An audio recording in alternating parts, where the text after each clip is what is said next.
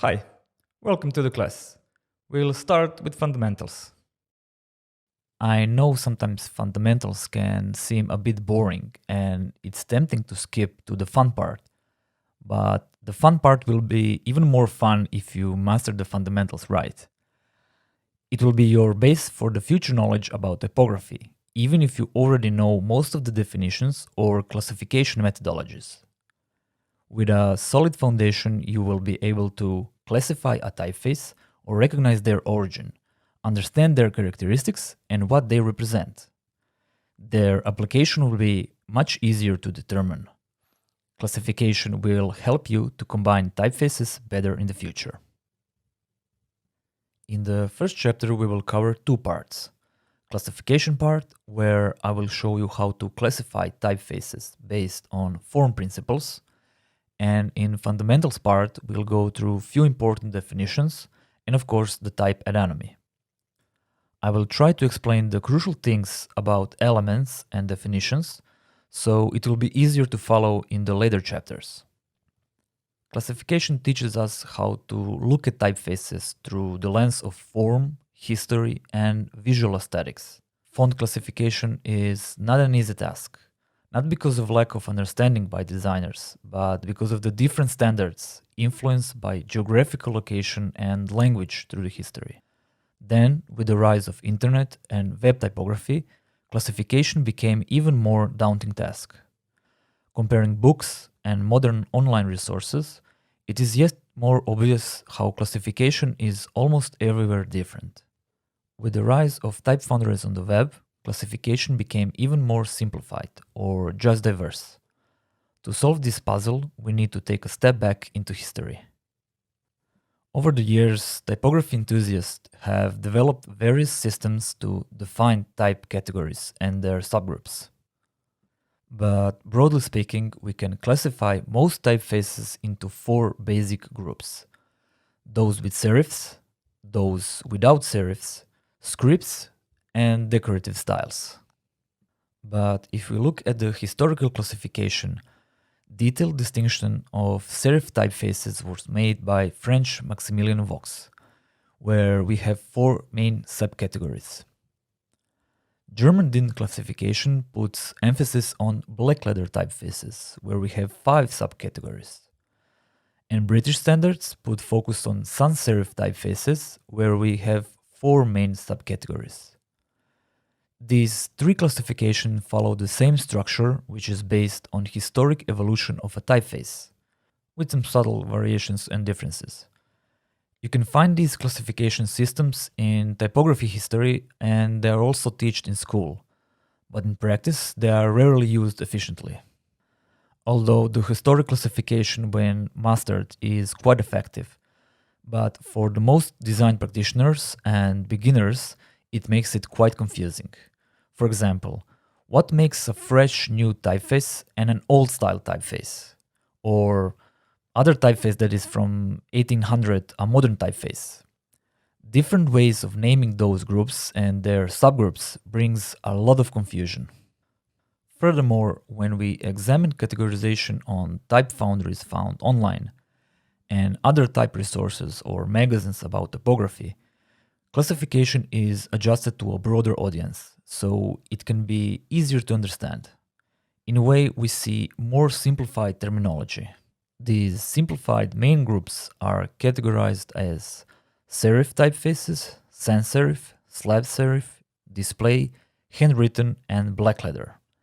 Each of these main groups have their own subgroups or subcategories with belonging typefaces.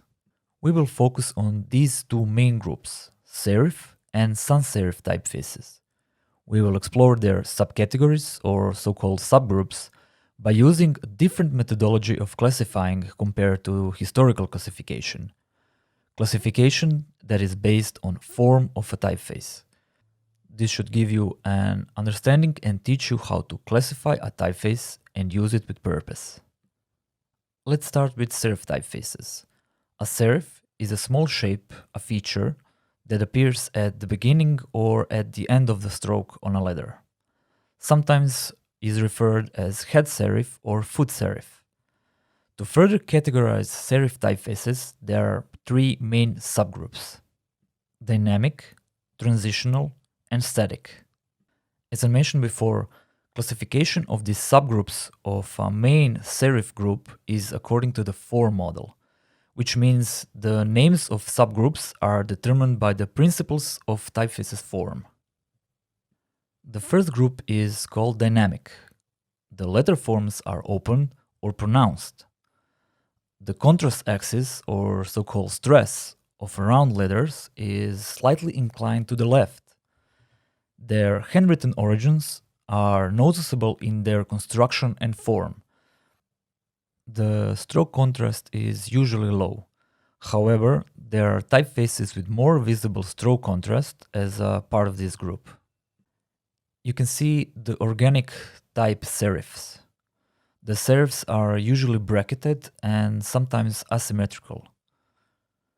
Here you can see calligraphic terminals because of the angled pen. The first letters were written with angled pen, and from there we have visible this construction of calligraphic terminals. Terminals are the end of the strokes. They can be serif-like, like in this case, or without it if typeface is sans-serif. Here you can see the stress or the contrast. It's angled slightly to the left. Here are other examples of typefaces that belong to this group. Another identifier can be a lower X height compared to the other following subcategories. Also, another good identifier is that sometimes there is a slanted crosstroke on a letter E. You can see it here on this example, on this typeface. It's slightly going up, so you can recognize it there.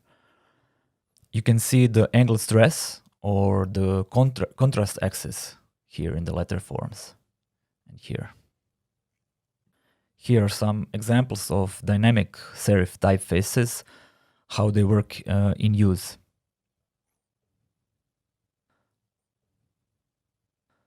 The second category is transitional, sometimes referred as realistic or baroque, but by the form principles, it's somewhere in between the first dynamic and the next one static.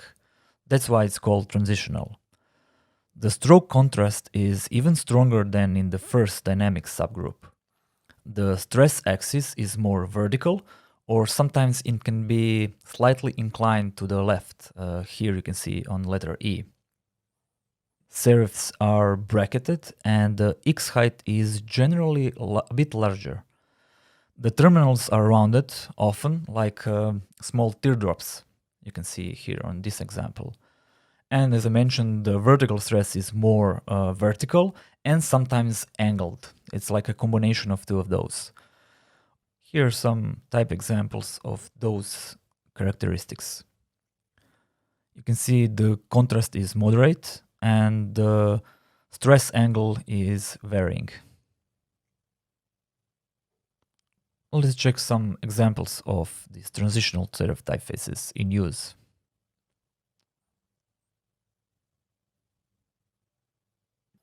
And the last subcategory of serif typefaces is static, sometimes referred as rational, modern, didone. You can see the stroke contrast is very, very clear and sometimes very extreme. Their stress angle or contrast axis is vertical. The form of the letters are quite closed. With the high stroke contrast and vertical stress, static typefaces are complete opposite of the dynamic ones that we saw in the first group. Their serifs are horizontal, thin, mainly symmetrical, and sometimes bracketed. Here you can see that they are characterized by strong vertical stroke contrast. They have a small aperture, often with this roundish terminal. The typefaces in this category are less written and more built, constant in proportion and structure. Here you can see static or sometimes called modern serif typefaces in use. Their contrast is very visible, and they are not suited for smaller sizes. Now we will go through sans-serif subcategories. Sans from French meaning without. In the sans-serif typefaces, there are four main subgroups or subcategories: dynamic, transitional, static, and geometric. Yes, you guessed it. The classification of subgroups is determined by the same principles of form, like with the serif typefaces. Only here we have additional subgroup that's called geometric. There are a lot of similarities with dynamic subgroups of the serif typefaces. The letter forms are open and pronounced. The stroke contrast is usually low. However, there are some typefaces with visible stroke contrast in this group. The uppercase letters, capitals, are varied with, and the leg of capital R is usually diagonal. And if you look at the letter O, it's nearly a perfect circle. These typefaces have a larger X height, so that may help with the reading smaller text. The lowercase a and G are usually double story, meaning that letters have two counters. Sometimes it's open and sometimes it's closed. Here, counters are wide open. You can see the aperture here, how open it is. The term aperture describes the distance between two strokes in a character that do not enclose the interior form. Like example for in A or E, C, S. The size of aperture in a typeface influences legibility. Here are some examples. You can see that they have much lower contrast, a big X height, so they are suitable for reading from larger distance. Here you can see them in use as a running text or body text, or like headlines and some more running text. Transitional typefaces have regular proportions. The uppercase letters are of similar width. The contrast axis of round letters like O and E is vertical or slightly inclined to the left. These grotesque typefaces have relatively static forms based on the oval and very closed apertures. G often has a spur, and the X height is usually lower. When they first appeared in the early mid-1800s, they were known as the ugly, due to their rejection of elegance of historic serif styles and serif typefaces. It wasn't a style that was enjoyed by all, and because of its unattractive nature, it was labeled by some as grotesque. Here are some examples of transitional sans-serif typefaces or so-called grotesque typefaces, also sometimes referred as Gothic or realistic typefaces. They're maybe called ugly, but definitely they have a character. Third category is static, or the new grotesque, neo-grotesque, or more rational typefaces. They have very little stroke contrast at all, with horizontal terminals here and very closed apertures. Because of their small stroke contrast and their similar forms, they are visually engaging when used as a larger size, which presents them better in a display format. Almost geometrical appearance, with very little contrast and consistent terminals. Here you can see consistent terminals, again vertical stress, single story G, that is quite common for these typefaces, and the horizontal terminals ending here and here. These fonts completely abandon the traditional characteristics to make them simpler and more minimalistic. Here are some examples of static sans-serif typefaces in use. I really like their simple form and lack of contrast or very low contrast. Together with the transitional subgroup or so-called grotesque, these two are my favorite groups. And the last category is geometric typefaces or constructed typefaces constructed from simple geometric shapes. Geometric typefaces might seem simple and easy to design, but in reality, there are a lot of subtle optical adjustments to make them visually pleasing. Looking very clean, rounded, and friendly. Although forms such as the circle of the letter A seems to be perfectly round, the majority of proper typefaces don't contain perfect circles. Simple geometric shapes with optical adjustments. They have really minimal contrast and usually a single story A. That is quite common. The X height is also low. That can cause problems is if used as a body text and set in a smaller size. Here are some examples of geometric typefaces.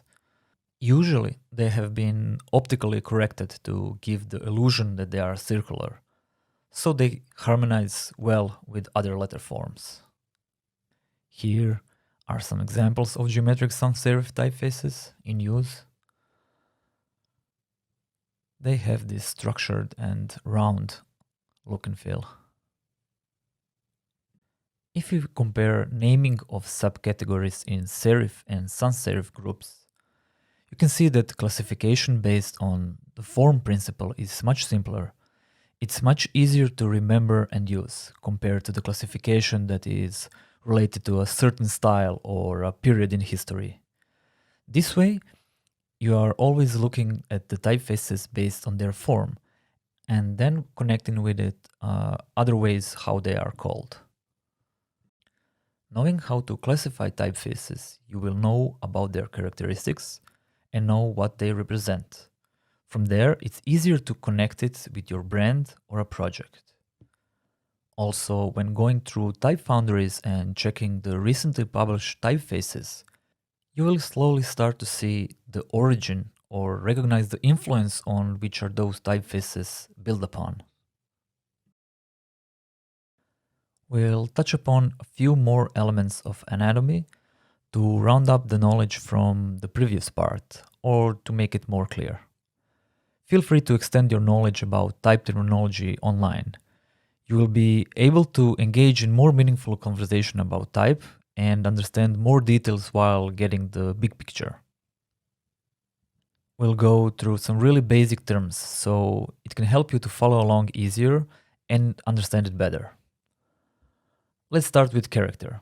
A character is a symbol that represents a letter. Character is most basic unit of written language. For example, a letter, a number, a punctuation mark, or another symbol.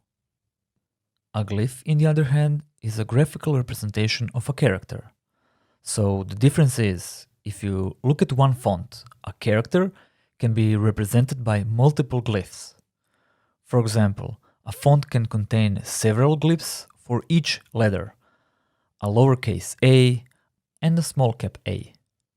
Also, it can have an alternate forms, such as single or double story a, or an a with a swashtail. In this way, a single character can be represented by different glyphs. Weight refers to the relative thickness of a font stroke. It's the thickness of the lines of each letter. Most of the typefaces have at least few weights. For example, they can include thin, ultra thin, light, regular, medium, semi-bold, bold, etc. I like typefaces with multiple weights because it gives me more flexibility to get the visual aesthetic I'm aiming for. I will not use many weights on one project, but maybe I will use a different ones on another project and get a totally different look and feel. But keep in mind, if you are buying a license for a whole family with a lot of weights, the price can increase depending on family size. But if you really like the typeface, it's totally worth it. Width, not to confuse it with weight. Width is determined by the widest point of the outermost lines of the letter. Some examples include condensed, extra condensed, narrow, extended, or expanded. Some typefaces have extreme differences, from the very tight condensed to a super expanded width. I'm a big fan of those extremes. I don't know why. Probably it has something to do with contrast or something else subjective. A proportional typeface contains glyphs of varying widths. If you remember from the classification part, some subcategories compared to others have less varying widths or more varying widths, while monospace or non-proportional typefaces uses the single standard width for all of the glyphs in the font. Many people generally find proportional typefaces nicer looking and easier to read.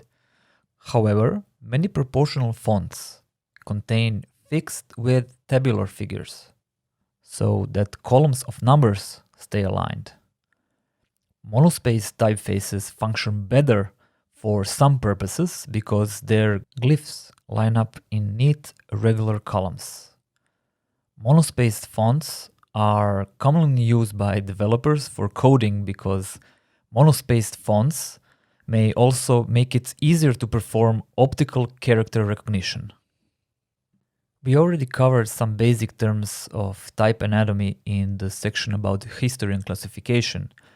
Here we will not go through all of them, but just the most important ones. Type designers have came up with some very human terms to describe the details of the letter forms they create. Here you can see crotch, leg, shoulder, an eye, a counter. This is a special name for counter. Here we have ear, basically a lot of body parts. For the position wise, here we have a baseline. That's the imaginary line on which most of the letters and other characters sit. Above baseline, we have mean line. It's the line at the top of the X height. It's the height of the lowercase letters. Above mean line, there's a cap line, the imaginary line that marks the upper boundary of capital letters, and also some ascenders, lowercase letters. Ascender line, that's the part of the lowercase letter that rises above the main body of the letter. It goes above the X height. And the final thing is descender line, a piece of a letter that extends below the baseline. Counters oftentimes can be confusing. So let me summarize the difference between counter or a close space or aperture. A counter is area of a letter that is entirely or partially enclosed by the letter form or a symbol. An aperture is opening between an open counter and the outside of the letter. So you can see it here. This is an aperture. And this is the counter. So we have closed counter and open counter. And as we mentioned before, a special name counter, I. Check more about the type anatomy online. It will help you in your further learnings about typography. A ligature is a single sort in which two or more letters are joined, usually to improve space between them, or ligature might be as a decorative choice for branding or aesthetic purposes, or just a cue for linguistic purposes. There are few ligatures that are still seen today, such as connected FI, FL, or the triple play FFI, sometimes also FFL, and even the stylish CT ligature. You can access those in Figma together with more properties by clicking on the type details. The range of additional properties varies from typeface to typeface. In Sketch, you can access it through navigation bar. You go to text, open type features, and then ligatures. A less known is Gazuk, the decoration which connects two letters of a ligature, sometimes used for branding. Last thing I will mention in these chapters are diacritics. Diacritic is a symbol that tells the reader how to pronounce a letter. In my native language, Croatian, there are few of those. Even my last name has one. It's sh, šestak. Few others are pronounced ž, č, and ć. You should definitely check Diacritica blog. It's run by Croatian typographer Marko Hrastovec. You can see there a lot of very creative examples of diacritics misuse in everyday life. Choosing a typeface for a design project is both objective and subjective process. It requires a good taste. It is a skill that takes a long time to master. But like any other skill, it can be practiced and learned. There aren't any shortcuts to become an expert at it, but there are some principles that can help you to speed up your game. In this chapter, we will go through the methods of type selection process. We will cover aspects of type that you need to be aware of, and what details to look for and how to evaluate a good typeface. Typography is viewed by contemporary designers as a way of communication. Typefaces are conveying a message. They have personality, function, and purpose. Let's look at the three main aspects of typography. Typefaces have functional properties, which include size, general shape, stroke width, serif, and other elements we talked about in the previous chapter. They have semantic properties, on which we'll focus on this part of the chapter, where we look at the type through personality and aesthetics. Typefaces have their voice, and it can change based on context or how they are used. And the third aspect is textual organization, type arrangement, through letter spacing, line height, alignment, and all the other details that we'll cover in Typesetting chapter. A good typography reinforces the meaning of text. It plays a huge role in visual communication of a brand. It reflects tone and builds brand recognition. When we look at the brands through the lens of typography, we can see how different they are. Some of them are more elegant and mellow, calm, sophisticated, while others are more playful and friendly. Typefaces have their own personality. It's a voice of words. That voice can be loud and daring, and sometimes can be quite direct. Good typography is about knowing what your brand stands for, and how does that voice sound like. I'm not talking here about the obvious ones, the ready-made personality typefaces that just look cheesy. Even though I'm sure that they also can have a purpose too, somehow. A selected typeface that is appropriate should help you with your visual message, with whatever you are trying to say. Depending on what you are trying to express, there should be a typeface existing somewhere that is more appropriate than others.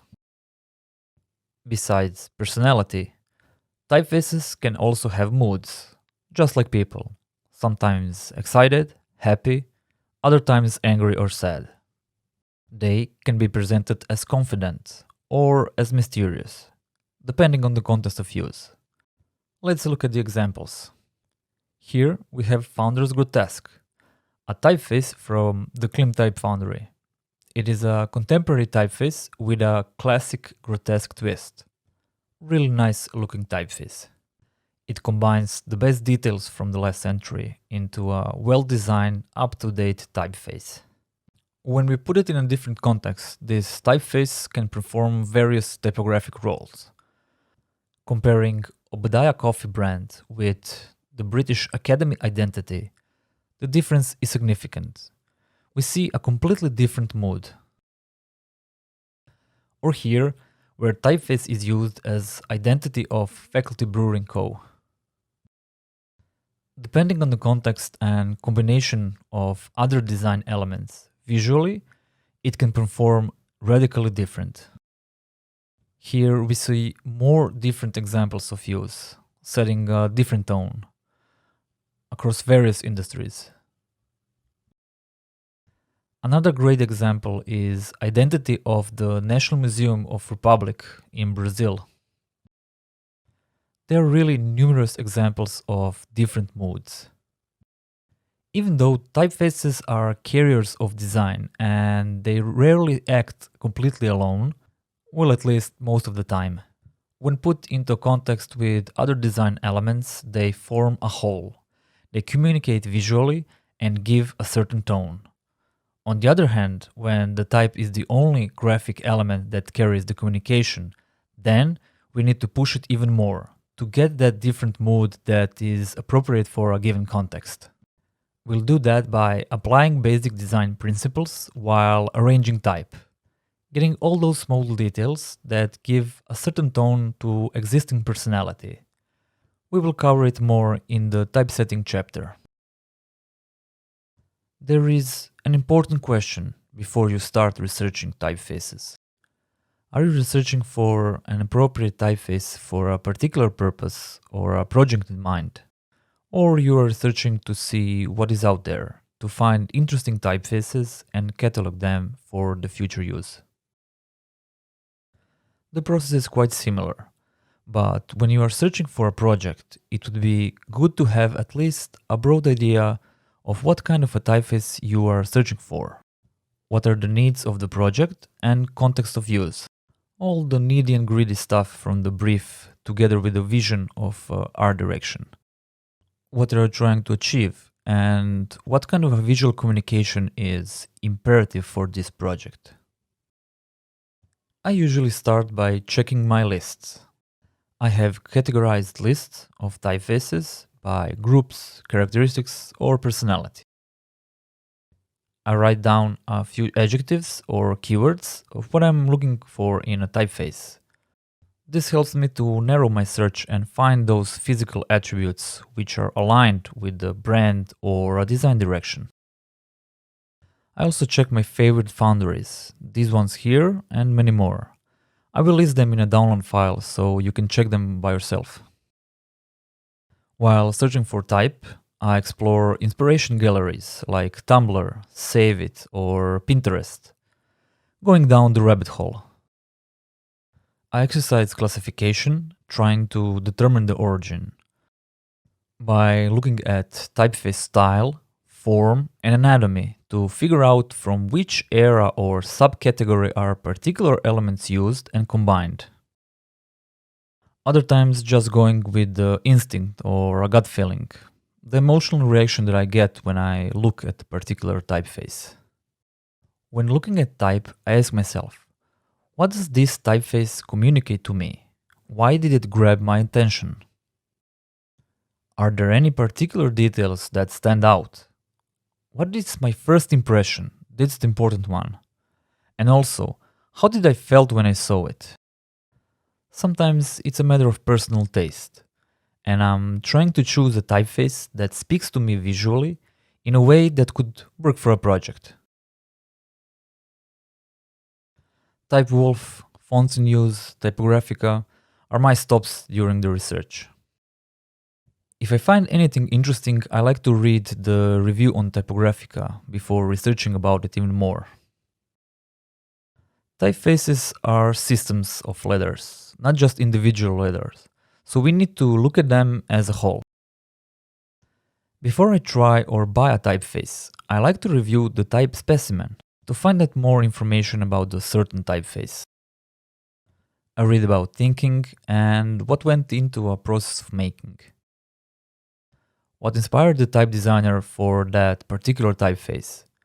What influenced the decision-making process? And if I really like the type, I will also research more about the type designer and other typefaces that she or he created. I examine the technical features and characteristics in detail. It uncovers type primary purpose and reveals its strengths.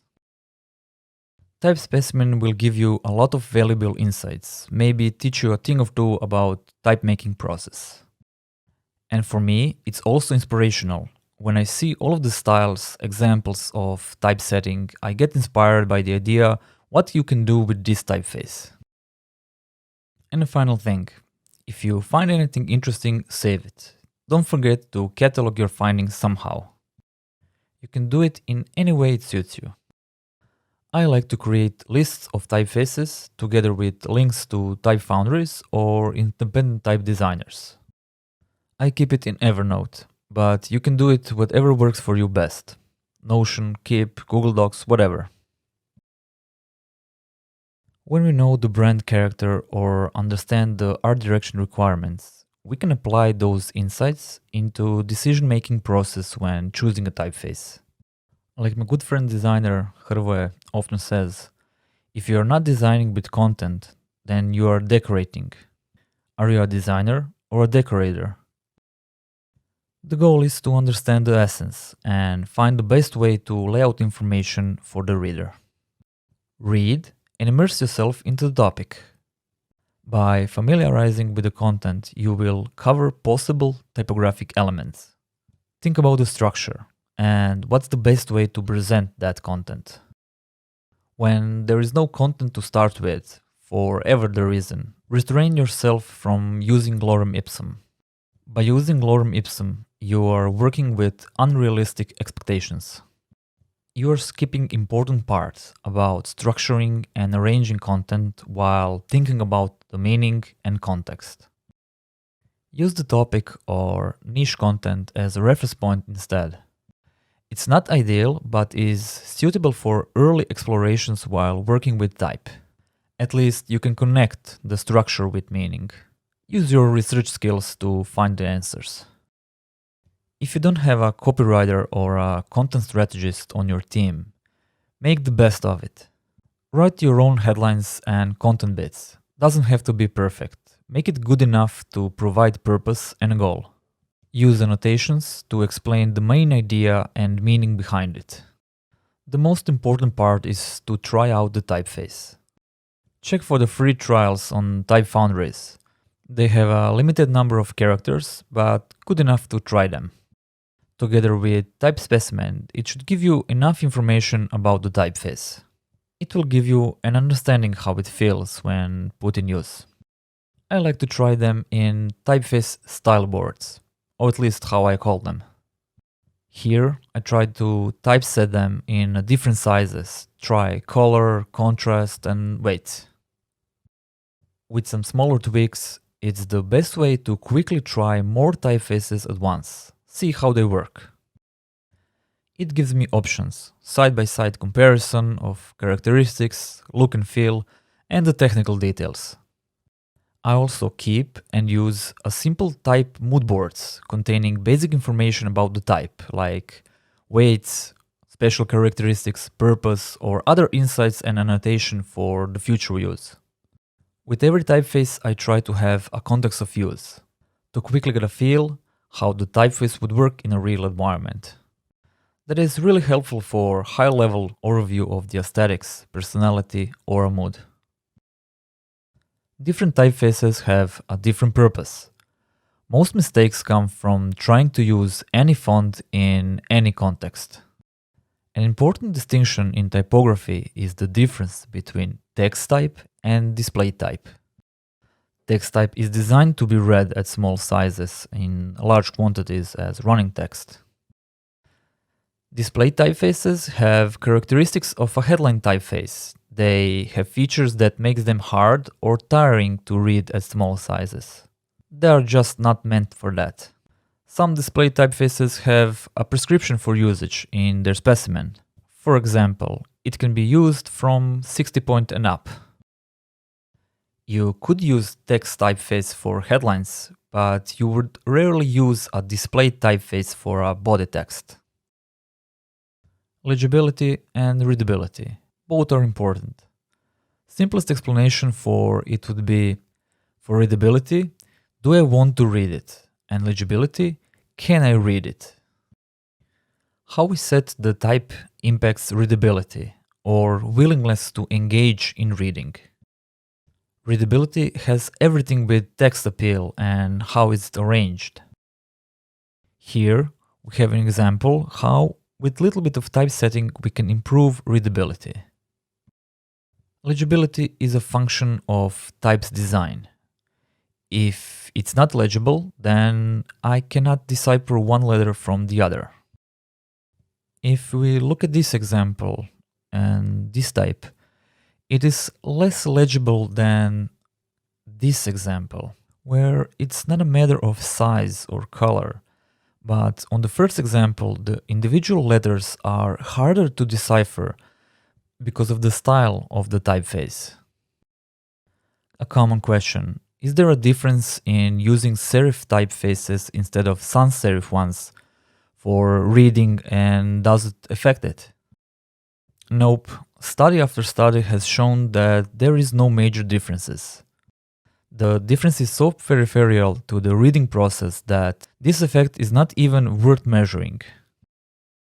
However, not everything needs to be super legible. It doesn't mean that we should avoid using expressive, edgy, or little less legible typefaces if it serves the narrative or brand expression. There are also the opposites, like highly legible typefaces with generous letter shapes, specially developed for use in children's reading book, for example. Or a typeface with a greater legibility for low vision readers. It all comes to the needs and the goals of the project. A big advantage of the text on the web is that it can be resized by the user. We should aim to define relationships, not just absolute dimensions. Besides aesthetic and emotional characteristics, there are some technical things to consider while evaluating a good quality type. Look for number of weight and width if applicable. Look for open type features. Examine the full glyph list to see a character range, punctuation, currency, numerals, etc.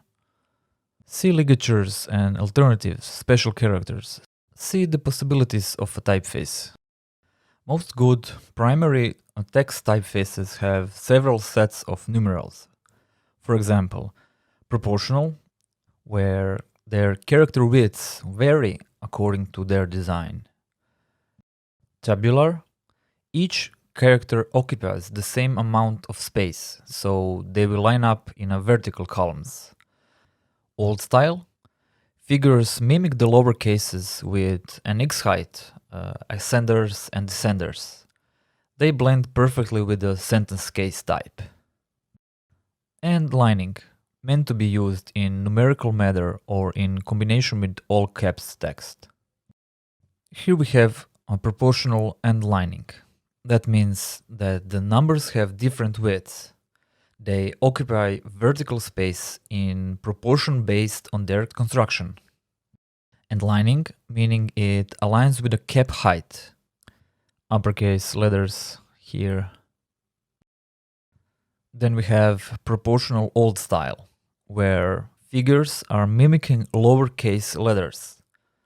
Look at the X heights here and the ascenders and descenders here also.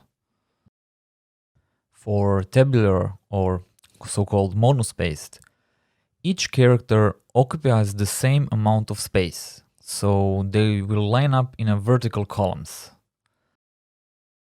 So the opposite meanings are proportional and tabular, or lining and old style. When examining the technical characteristics, look at the proportions of related characters like NMH, BDP, OCGQ. Look at the word space. Is it balanced for the language you are using it? Check the legibility of these combinations for the letters I, L, and with uppercase I, together with number 1. Dynamic sans-serifs have more distinguishable letter forms, which is worth considering if you are doing UI or a signalization design. Check the constructive kerning pairs for consistency, the built-in kerning. If you are using open and free font sources like Google Fonts, be sure to check this. There are some really good fonts there, but also there are some bad ones you should avoid. Keep an open eye for details. This is my favorite. In almost any typeface that I like to check the dagger. Dagger is used as a symbol for a footnote if asterisk is already used. Although oftentimes there isn't an occasion to use it on a project, I still like to check it with every typeface candidate. Be sure to check language support and diacritics. Oftentimes I find this happening on even established websites. My second name is spelled like this. Even if you are designing content only in English, beware of non-English characters which appear in names. If missing, it can break your design and give a wrong impression. Typefaces are intellectual property. Make sure you buy an appropriate license. Check the licensing info on the site where you buy a typeface. They can vary. If you are using Google Fonts or other open source fonts, you don't have to purchase license because it's free. They are published under licenses that allow you to use them on any websites, whether it's commercial or personal. In this chapter, we will examine which typefaces work together and which don't. We will go through a lot of examples to see why some pairs work better than others. We will cover some important principles which can speed up your pairing process. We will also examine different approaches of combining and looking in on small details when judging typeface pairs. There are some quick practices which you can start applying today. But keep in mind, these are not some bulletproof quick recipes to make your selections flawless. They are suggested guidelines and a great place to start. Try using one family. Yes, that means you are not combining completely different typefaces. You are combining different styles of one family. Sometimes that's more than enough for a project. Ask yourself, does my project need a second typeface? Can I achieve a great result for this project by simply using one single family? We can't say for sure that we're gonna do a better job just by using more typefaces. Try to use one family to get the desired result. Select a family with enough variations for the project needs. Advantage of using one family is that all of the variations in that family have the same foundation in letter construction, meaning that they will match and work well with any other member of that family. To accomplish interesting looking layout and the dynamic looking type, use contrast in typographic scale. Use color, size, weight, and width to achieve enough contrast. But be moderate in use. Do not use all of the tools at once. A good design is about the right balance. Let's look at a few examples of font families that have a lot of variety and a lot of widths and weight options. This typeface is called Inter and it's a sans-serif typeface, and it comes in 9 weights. Another example is Fan Grotesque. It is a typeface that comes in 9 weights and 18 styles. Next example is Fortescue. I hope the pronunciation is right. It comes in 12 weights and 24 styles. Going to some heavyweights, this is Noe World of Pangram Type Foundry with 48 styles. Yeah, 48. That's a lot. And a really big heavyweight contender comes from the Northern Block Type Foundry. A typeface with 9 weights plus italics, 5 weights, and with astonishing 90 styles. You can choose between 90 styles for your design. That's a lot of options. Let's check some examples where designers were using only one font family. Here is the usage of only one font family. The family is Untitled Sans from the Klim Type Foundry. There's some really nice use of contrast and balance, really nice use of white space as well.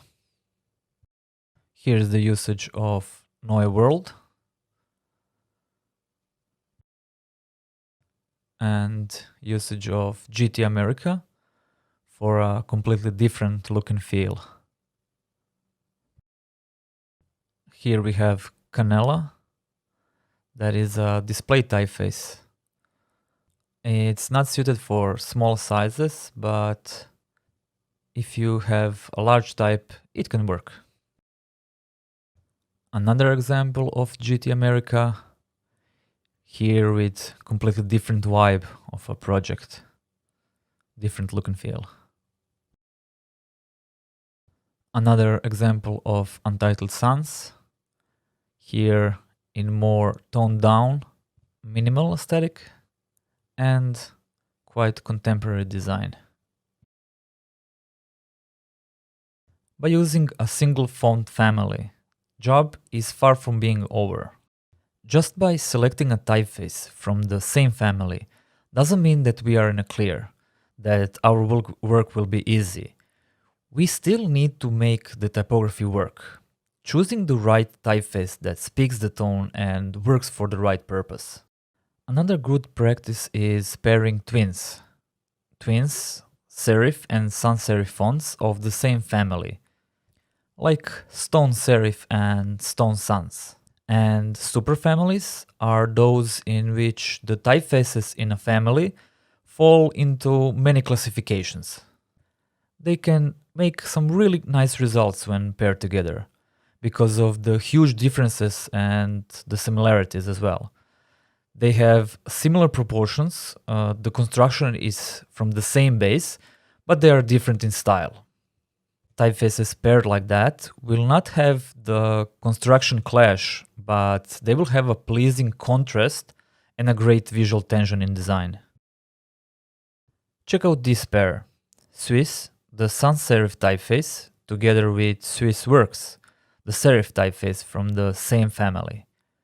You can find those at Swiss Typeface Foundry.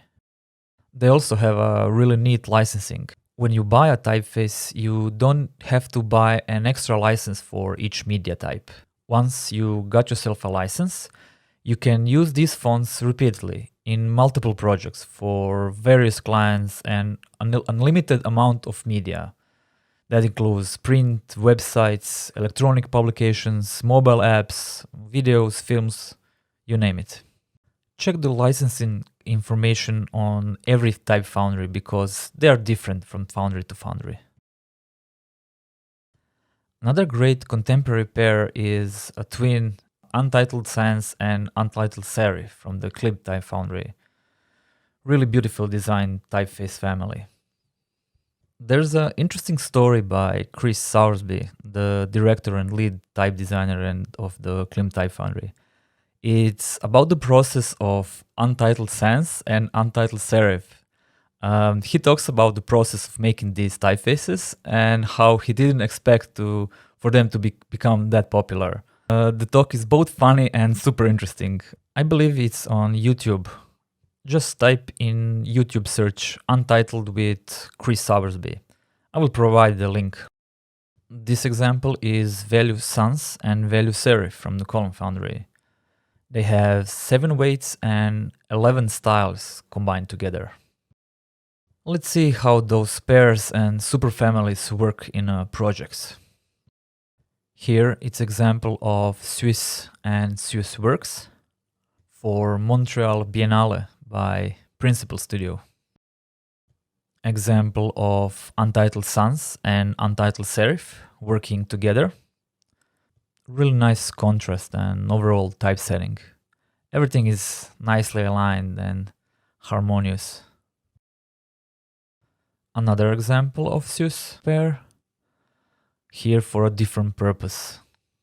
Here also for in-your-face website and a different medium.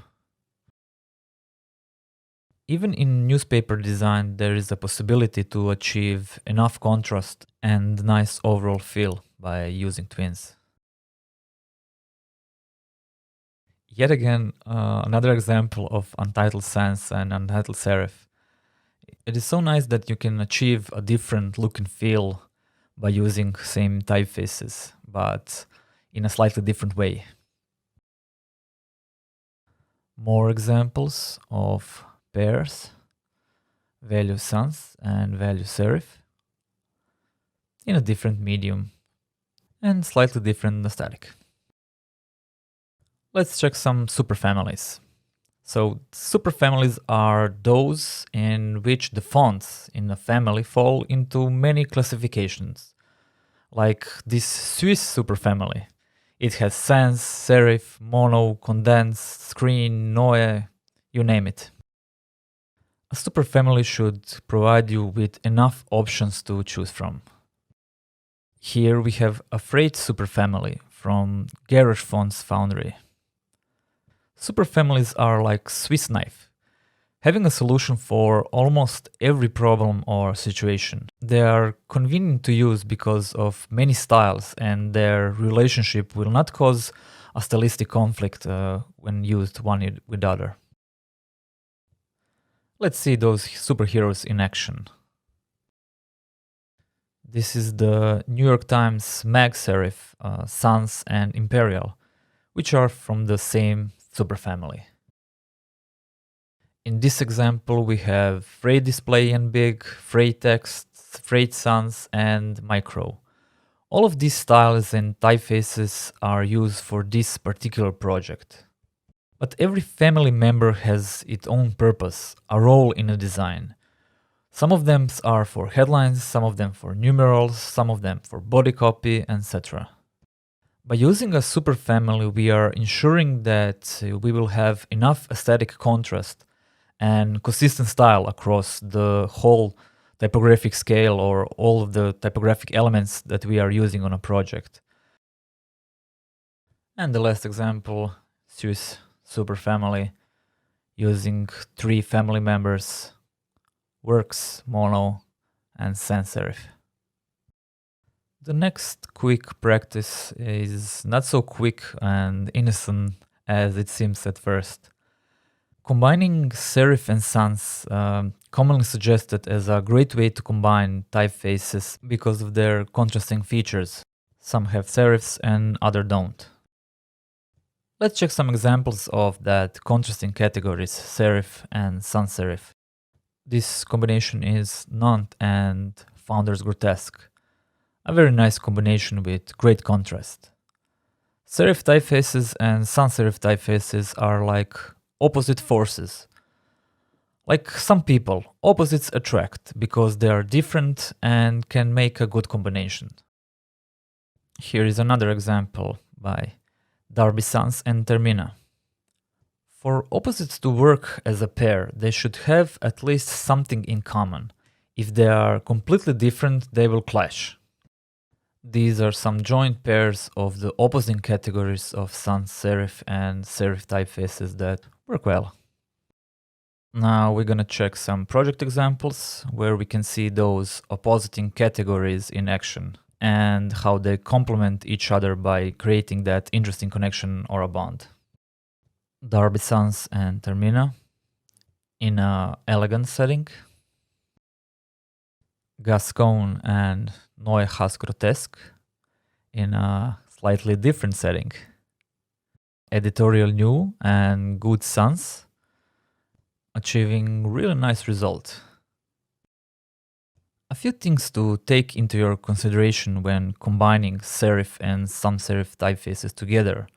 that things are not that straightforward as they seem. Not all of the serifs go well with the all sans-serif typefaces. Some of them work better together and others not that much. When combining typefaces, try to compare their proportion. Their proportion should be similar in a letter form. They should also have some similarities in structure. All the time aim for hierarchy and good contrast. In typography, it's like in design. You need a hierarchy between the elements to achieve good tension and to see which elements are more important than others. This example is lacking a clear hierarchy, so we should try to improve it. Here is more improved version. You can clearly see the difference between the importance of elements. The headline is more focused and there is a much more clearer distinction between the three elements: headline, leading text, and paragraphs that are set in body text. Here's the side-by-side comparison. We also need contrast, so the whole composition can be clear. This example would benefit with a bit of more contrast. We can achieve typographic contrast with size, color, weight, placement, using white space, and with width. Here's the improved version with more contrast between elements. Together with hierarchy, contrast helps us to focus readers on what's important. A side-by-side comparison of the low contrast and improved contrast version. And a final thing. Contrast is useful, but sometimes there can actually be too much contrast. Here you can see that it's not just a matter of weight or size, but also typeface category, width of the letters, style, and overall look and feel. Try to achieve a balance in mixing styles, sizes, colors, and other elements. Good design is about the right balance, not just using all of the tools from your toolbox at once.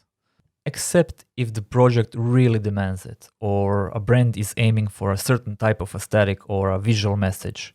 Then you can consciously break this rule. We covered some do's, and now we'll go through some few simple don'ts.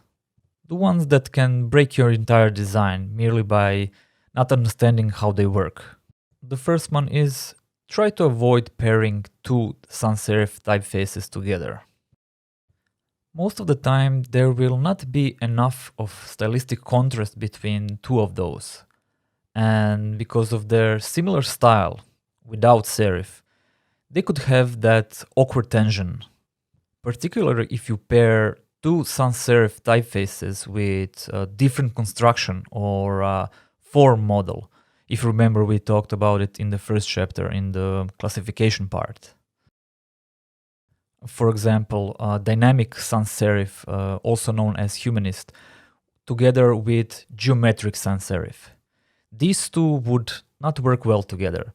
They have a different form model and paired together they are in a clash. If you really need to combine two sans-serif, try combining two of them which have the same form model, like two dynamic sans-serif typefaces. Here is another example of two dynamic sans-serif typefaces paired together. Or just try two geometric sans-serif typefaces, depending on overall vibe of the project. And what about two serif typefaces? Are those safe to pair? Same rules apply as for the sans-serif typefaces. If possible, avoid that pairing. If you really need to pair them, again, look at the form and characteristics to match them. Try to get the same genre or aesthetic. Additionally, mixing a display serif with a text serif from the same family or a superfamily is perfectly fine. They will work together nicely, and they will have a really consistent look and feel. Applying all of these principles can gain you some quick wins. Although these practices are not bulletproof solutions, they are just a small shortcuts that can save you time when it's necessary. By simplifying process and narrowing down your choices, you will have more time to focus on typesetting and achieving a typographic harmony. We already covered some practices for successful pairing. Now we're gonna expand that knowledge about pairing and look at some possible strategies worth considering when you are searching for that perfect pair. Developing a typographic taste is hard work. It takes time and a lot of practice. And it's heavily leaned on intuition, taste, and a bit of experience. Nevertheless, these strategies should give you a better understanding of your possibilities when it comes to pairing typefaces. These are 4 different approaches or strategies to take when we pair typefaces. It's how I name them for better remembering. Let's start with familiar. We already covered that it's a good practice to use one family, twin, or superfamily because they have a same foundation in letter construction. On a similar idea, we are expanding the family, in a way.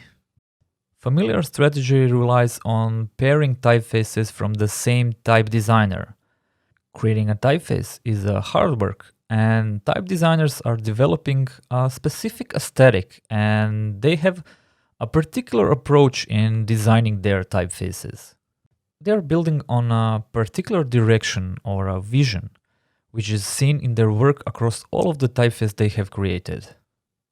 Also, combining typefaces from the same time foundry is a good strategy to achieve a common aesthetic. Type foundries are same as people in a studio or agency working on the same project. Everyone is different, but still they have the same goal and a common vision. Type foundries are a group of people with the same vision when it comes to designing typefaces. Let's check some examples of that strategy applied. Here we have Monument Extended and Woodland from Pangram Type Foundry working together on a project. Mixo Navarra from Velveteen Type Foundry. There's a particular aesthetic seen in their work. And the Klim Type Foundry example, where we have domain display, domain text, founders grotesque working together. The next strategy is similarity. Look for typefaces that have similarities in their construction. Typefaces with similar proportions or anatomy can pair very good. The goal is to find similarities in construction, but still they have to have their differences in style or character, something that would spark an interest. Start by looking at similarities at X height of the same size typefaces. Both of these are set at the same size. This example is no good. The heights are quite different. This is a much better example. The idea is to get as close as possible. In this example, we see a significant difference in height of the letters at the same size, the cap height. Much better example is with Canela, that is almost the same height as Futura cap height letter. Check letter proportion. Take a look at the set width of a typeface you are considering as a pair. A set width is the comparable width of a specific letters. Some letters can be wider, others less wide. The width of every letter is designed in a relation to every other letter in the character set. Typefaces that have similar widths tend to get along visually. Other common similarities that you can search for are single story or double story letter A and G. These two are completely different. The first one is Georgia and has a double story A and the double story G compared to the second Futura.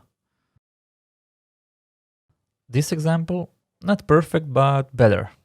The goal is to have it similar but different in style. Let's check some project examples, how they work together. Here we have Futura and Schneider. Accurate and GT Sectra, and GT America and Canela, working pretty well together. The next strategy has something to do with personality. Every typeface has a personality and a voice. It has some visual characteristics that help to define a mood, a visual message that wants to be communicated. Your goal is to have typefaces who are sending the same vibe, that communicate the same feeling, like they are part of some cult or a specific group of people. Whatever that tone is, it needs to work together and sound as a group, without canceling each other or pulling in opposite directions. Try to avoid using completely opposing personalities. Try not to pair two typefaces that have different personality. When they both have a strong opposing styles, they are fighting for attention. Some typefaces just need a room to express themselves visually. It's similar like with people. When the big personalities get together, they will both fight to be in a center of attention. Things could become awkward quite soon. Here are some examples of typefaces working together and having the same vibe and transmitting the same message across. Another example of a completely different vibe. There are a lot of typefaces combined here, but they all speak the same language. Beautifully balanced and with same tone. A more edgy aesthetic with Lemmemoor, Eurostyle and Druk White. Really lovely combination. And the last strategy is using the typefaces form to match a good pair. Some of the typefaces are designed using a pen, some of them using a brush, others influenced by the tool in their shape or form. Going back to the form-based classification from the first chapter, let's quickly summarize the characteristics of a form classification. A dynamic type form, or referred sometimes as old style, some characteristics are thick serif and low contrast between thin and thick strokes. The stress is angled because it was made with slanted pen, the pen that is angled. The next one is transitional, that has a thinner serif and a little bit higher contrast between thin and thick strokes. Stress is vertical or sometimes slightly angled to the left. That's why I call transitional. And this last one is static, with very thin serif, often horizontal, and high or even extreme contrast between thin and thick strokes. The goal of this strategy is to pair a dynamic form typefaces with other dynamic form typefaces. If the paired typefaces in that couple are from different main categories like dynamic serif and dynamic sans, pairing will be even better because of the stylistic contrast, similar but different. Let's go over a few project examples. Helvetius and GT Sectra,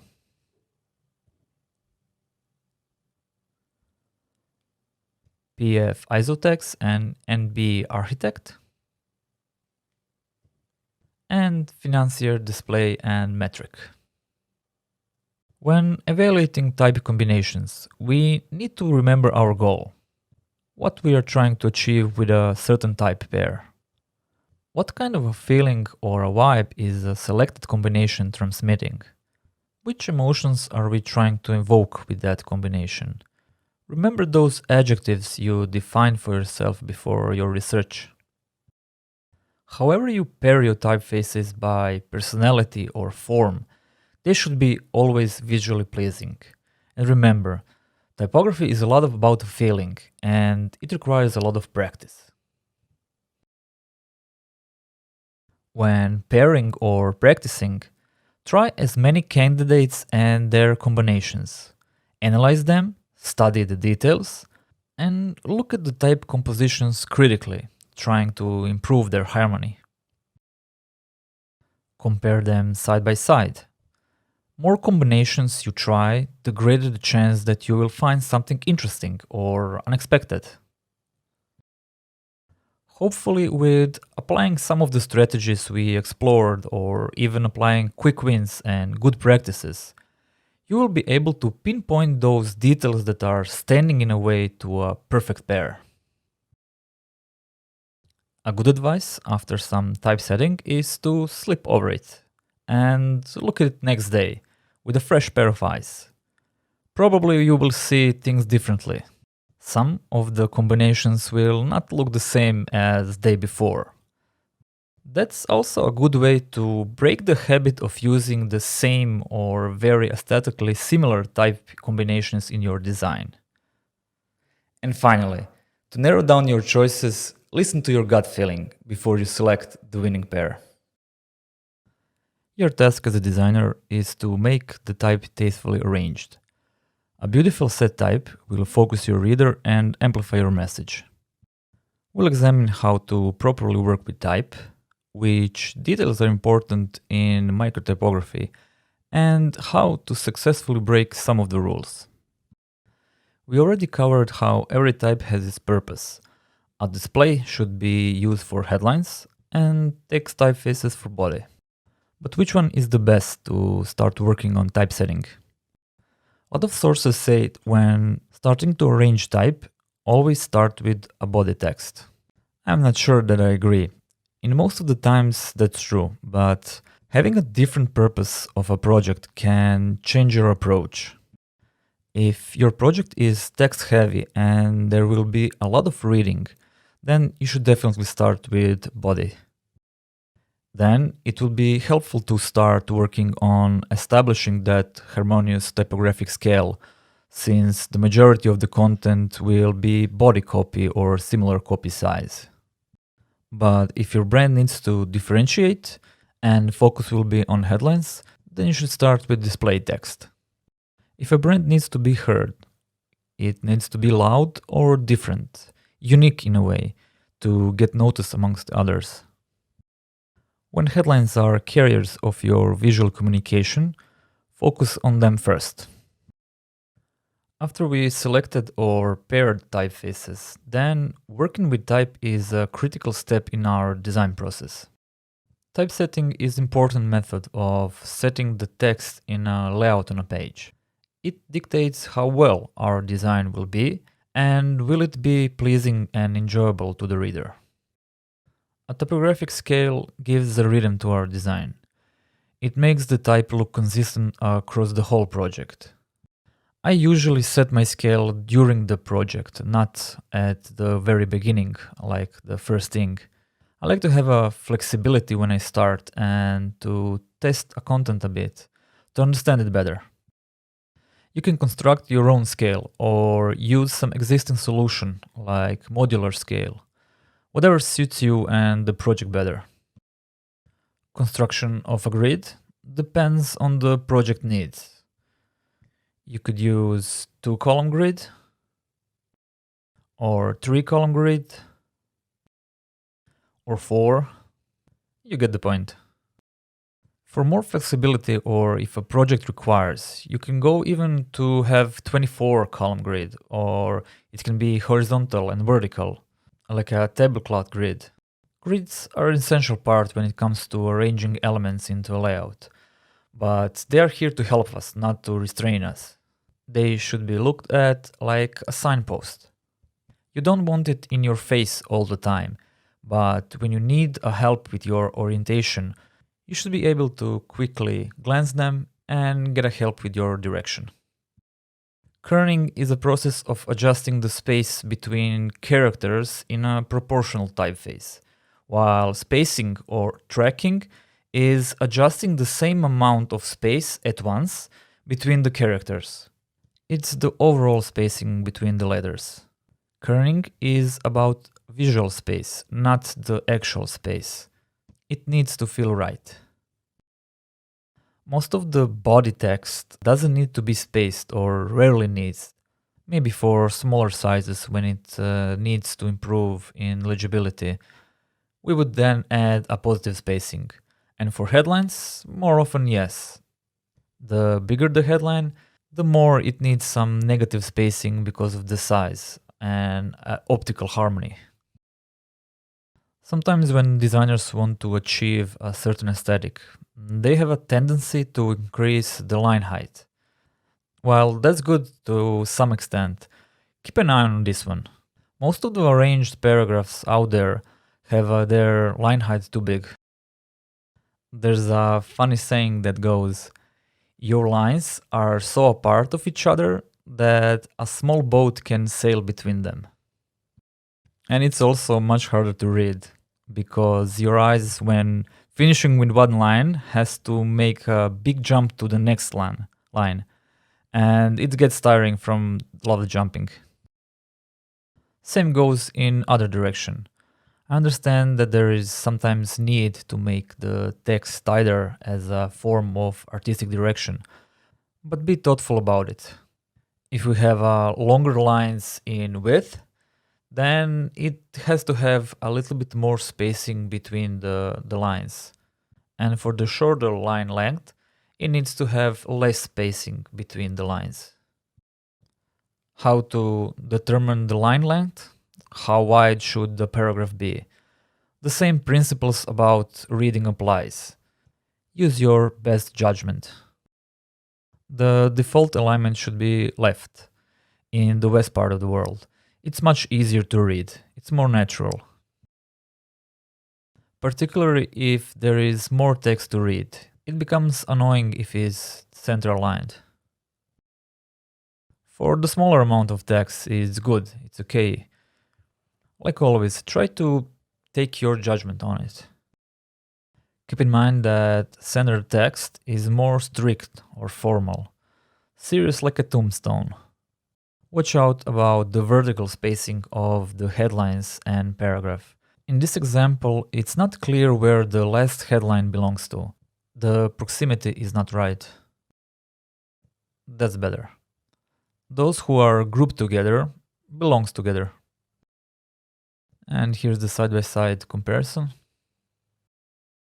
One more thing to be aware about paragraph vertical spacing. Even if it looks cleaner and more spaced, it is much harder to read if the paragraphs are so much apart of each other. It needs to feel natural and easy to follow. We already talked about contrast in the third chapter. You can achieve it by size, style, color, position, or weight. Use it to create an interest in your design and a point of focus. Details make or break the design. It's same with typography. These are some finer details which are often missed. They're important for readability and they need to be used in a correct way. A hyphen appears at the end of the line when a word breaks into the next line, or some multi-part words are spelled with hyphen, like cost-effective. N dash indicates a range of values. That's different from the M dash that puts a nice pause in the text. Can be used to replace commas or parentheses. It can also be used as an attribution of a quote.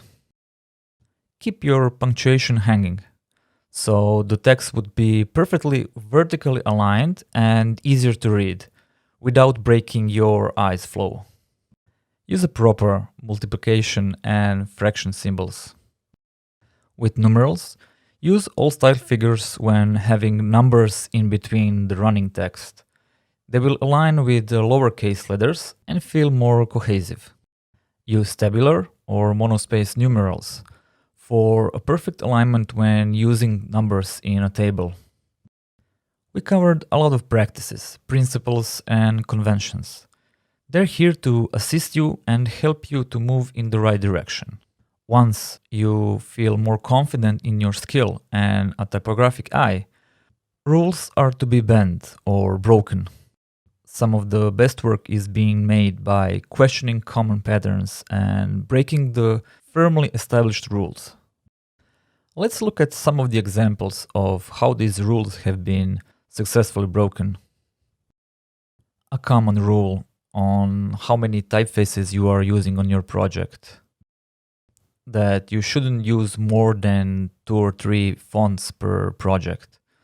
This is an example that shows a different perspective. It is a really nice example of use of so many fonts and still making it work together. Next one is about hierarchy. That you should always have a clear hierarchy in your design. When aiming for a different aesthetic, this rule is often broken. Legibility. Also one very common rule. Your text should be always legible, or no one will use your website, product, or thing.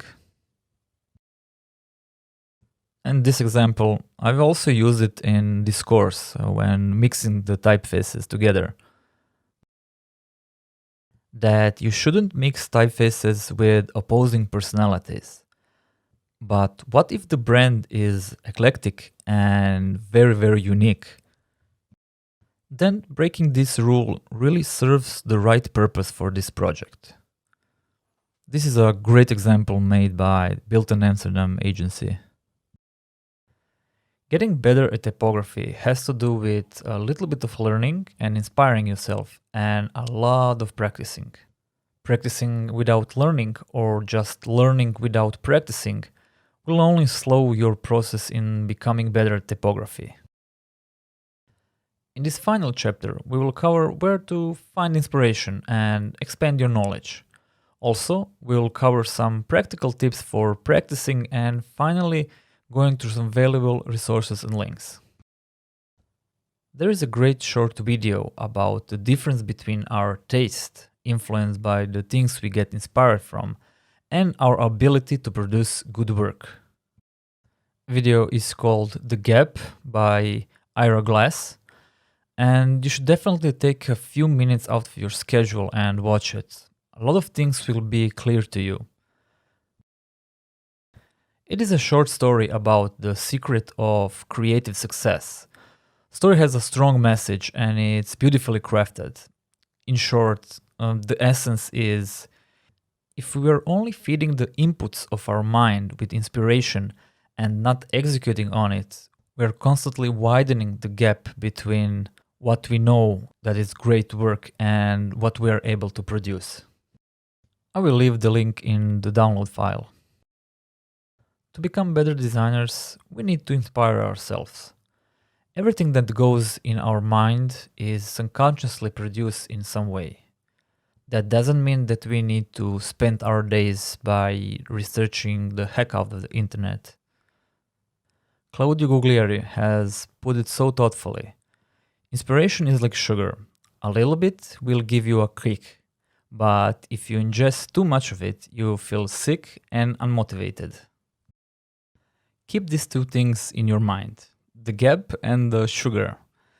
Be conscious how much time you spend on inspiring yourself and how much practicing. To find a great source of inspiration, try to look outside of the medium you're working in. If you are designing websites, try to broaden your horizons, going outside of the genre. Some alternative choices: old books. I really love exploring old books.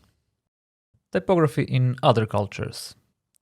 Even if you don't understand the language, you can get a good feel about the clear hierarchy or contrast. All nicely balanced and interesting compositions. Also explore the books from a different era. My favorite thing when I was traveling more actively is going into vintage bookstores and just scavenging books there. Consider exploring a particular period of time, a different era. See their influences and what kind of aesthetic has influenced them. Typography is everywhere, and it's so interesting to see the differences in time and location. In movie sequences as well. It is a really great source of inspiration. I love to explore old and new magazines too. And of course, use the advantage of modern time. Explore, create, and organize collections on Pinterest or wherever you want.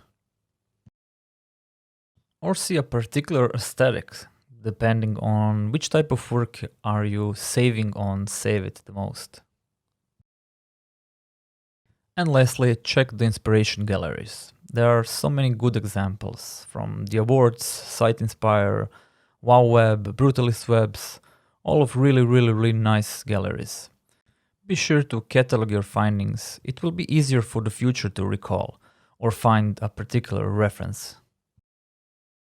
If you want to learn about typography and how it works, be sure to follow the work of type foundries. There is so much to learn. From checking the specimens or reading their journals or blogs. They share a lot of thinking, advices and tips about type design, typesetting and pairing typefaces. They also have a fonts in use section where you can see their fonts in action. I will provide some links in the download document, but to expand that circle, check the foundries online, particularly this archive where there's a list of type foundries even categorized by countries. Check also type.lol. It's crazy big foundry index and it's updated quite often. Whichever type foundry you choose to follow, subscribe to their newsletter. You will get updates and news regarding new releases or discounts. Follow the type foundries on Instagram. They are putting a lot of good stuff there. GorillaType had a whole mini course on Academy about type and construction, where they made a series of educational posts and stories about the type. Also, don't forget about the independent type designers. There are some really great individuals. Give them some love by supporting them. Follow agencies, studios, and designers that have an interesting style or aesthetic when it comes to type selection and pairing. Be up to date what is happening in the industry. And yeah, leverage the sites like Typographica, Typewolf, and Fountain News. They're not just good for research, but also for learning and analyzing what works well and why. Practice, practice, and practice some more. I can't stress the importance of this one. Like the basketball player who is going to train and shoot the hoops over and over and over. By the time his skill and competence grows. Sure, you need the games, the projects to apply your knowledge. But skipping on practice, your game will be off point. If you really want to become better at typography, there is no alternative to hard work. Like in anything else that requires time, persistence, and dedication. A kind of obsession. Be curious. Deconstruct the great work of others to learn how and why a good type works. Breaking down the grid, the typographic scale, the rhythm, study it to a single detail. By doing that, you will almost enter in a mind of a person who was doing that design. You will get a sense about the decision she or he was making in the process. Analyze it carefully and critically, always trying to find things to improve. These two helpers can help you out. You can inspect every font on a website and know their name or link to their foundry. I have created a simple document for you to download with links of most of the references I was mentioning throughout the course. Links to type foundries, independent type designers, inspiration galleries, and more. If I have missed anything, feel free to reach out on social networks or wherever you like. A big thank you. Hvala. Hopefully you enjoyed this course as much as I enjoyed creating it. Thank you for being a part of such an amazing community. Much love. And the final thing, becoming better at typography requires a lot of practice. Work on your typesetting skills and expand your typography knowledge.